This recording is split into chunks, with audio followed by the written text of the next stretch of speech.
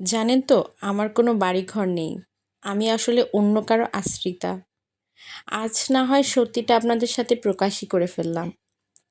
জানি শুনলে অবাকই হবেন যে আমি আশ্রিতা। আমাকে নিশ্চয়ই আপনারা বিভিন্ন ভিডিওতে দেখেন, ক্যাপশনে দেখেন। আমি খুব আনন্দে, খুব মন মাতোয়ারা হয়ে থাকি।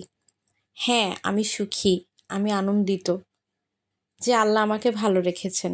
ভালো রেখেছেন বটে, কারণ আল্লাহ আমাকে একটা কন্যা সন্তান দান করেছে, সেজন্য আলহামদুলিল্লাহ। তবে কি জানেন, আমি কিন্তু আশ্রিতা। আমি অন্য কারো বাসায় থাকি। আমার নিজের বলতে কোনো ঘর কিংবা মাথা গোছবার কোনো জায়গা নেই। এই যে ছবিটা দেখতে পাচ্ছেন, যে আঁকছে, সে হলো আমার সেই কন্যা। আলহামদুলিল্লাহ, শুকুর আলহামদুলিল্লাহ, আল্লাহ আমাকে কিছুই দান করেনি, কোনো কিছুই আমার নেই। তবে এই যে আমার নিজের বলতে শুধু এই একজনকে দান করেছেন, যে শুধু আমার আমার আমার আমার মেয়ে। আলহামদুলিল্লাহ, ও শুধু আমার। তবে জানি না কতটা দিন ও শুধু আমার হয়েই থাকবে। আসলে কি, আমরা সোশ্যাল মিডিয়াতে বলেন বা ছবিতে বলেন, সবাই কিন্তু হাসি মুখে ছবিটা দিতেই বেশি পছন্দ করি, তাই না? আমি নিশ্চয়ই ভুল বলছি না?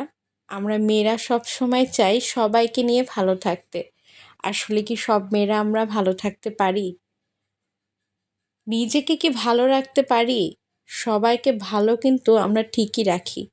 এই যে কত মজার মজার রান্না করে পরিবারের সবাইকে নিয়ে খাওয়াতে ভালোবাসি।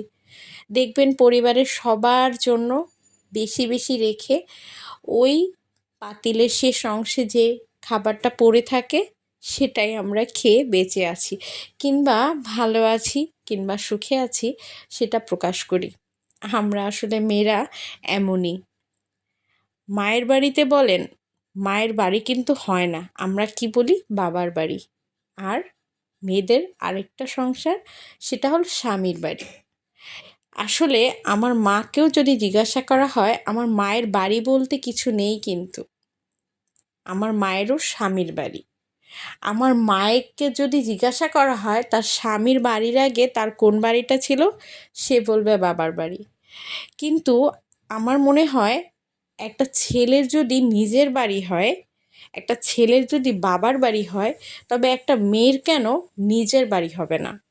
আসলে আমরা মেয়েরা এই যে মজার মজার রান্না করে সারা দিন, যারা কর্মে থাকেন, চাকরি করি, আমরা চাকরি করেও কিন্তু এমন নয় যে বাসায় এসে আপনি গোসল করেই আপনি ঘুমিয়ে পড়েন, খাবারটা আপনার সামনে কেউ এনে দিয়ে দেয়, আমাদেরকেই রান্না করতে হয়। আসলে মেয়েদের জীবনটা কোথায়?